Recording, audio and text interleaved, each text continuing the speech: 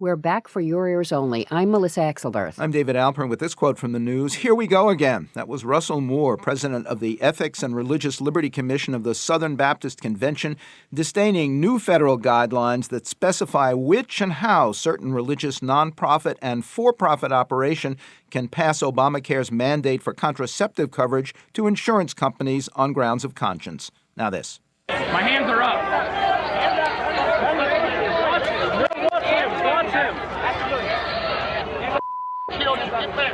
Get back. You're gonna kill him. Oh, they got their guns out.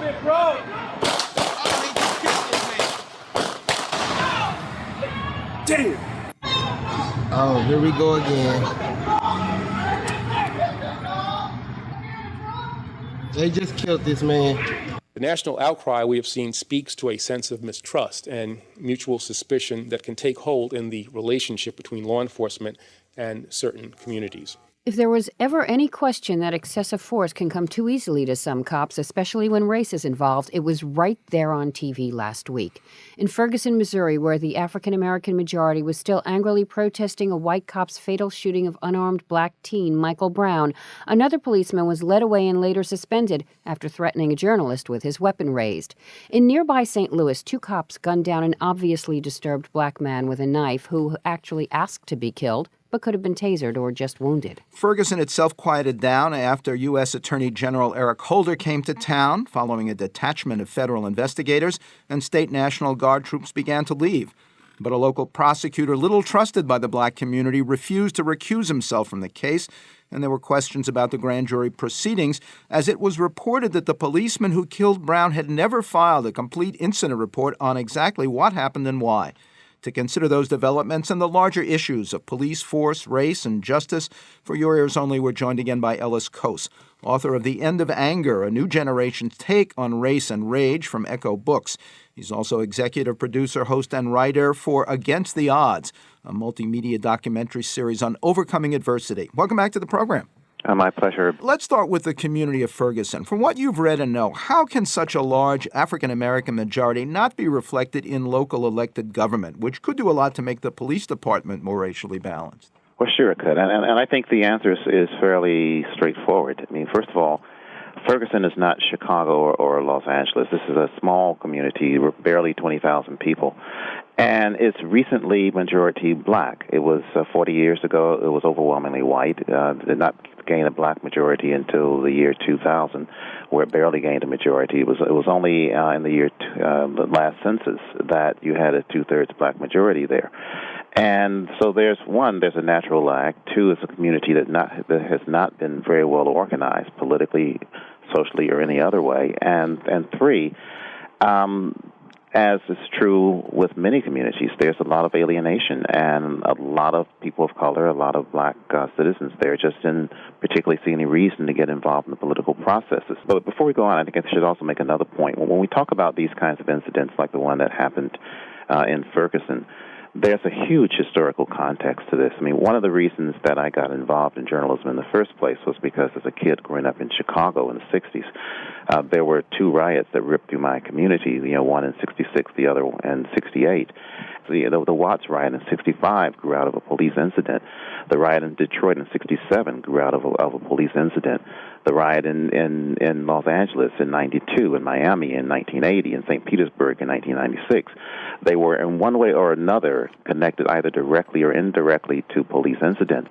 Do you think President Obama should already have paid a visit or should go sometime soon now that violence has subsided? Not necessarily. I mean, I think that Eric Holder went, and he obviously was very emotionally affected by it. The White House has been very proactive. I mean, I was on a phone call a week or so ago where they reached out to what they called stakeholders and explained that the president was going to speak, explained that Eric Holder was going to be visiting, and part of this, and these so-called stakeholders were people involved in issues of race equality, of community organizing, who are working with young black men, a huge national constituency that they are basically trying to assure that they are on top of this situation in Ferguson and are doing all that they can. I mean, it certainly wouldn't hurt for Obama to visit, but one of the things that that has come out, not just from this incident, but from other incidents since his presidency, is that it's very politically loaded whenever Obama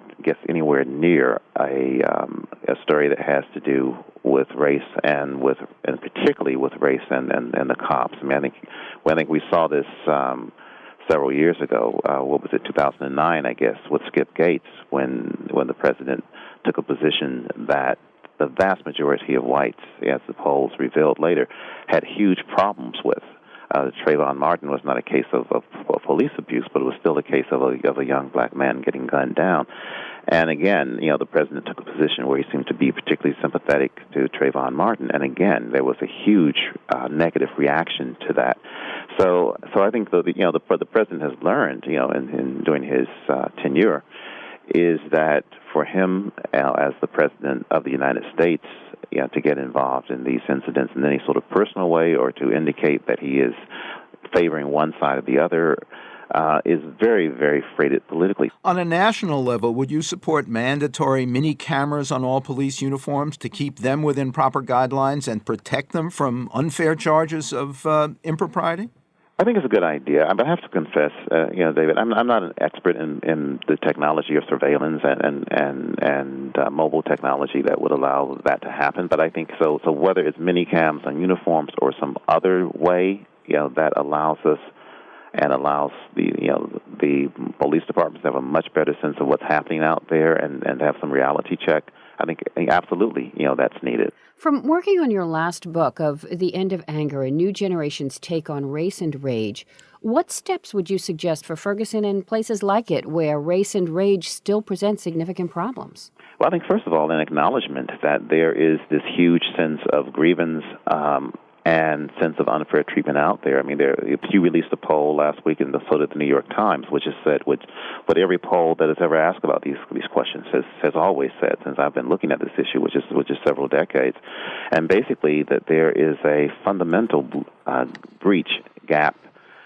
division, however you want to characterize it, between how African Americans in general see treatment of their communities and themselves when it comes to police, and how white communities see this treatment, whereas the majority of African American males report incidents of being stopped by cops, of being discriminated against by cops, and virtually no whites come up with such incidents. And what that contributes to is a huge gap in understanding.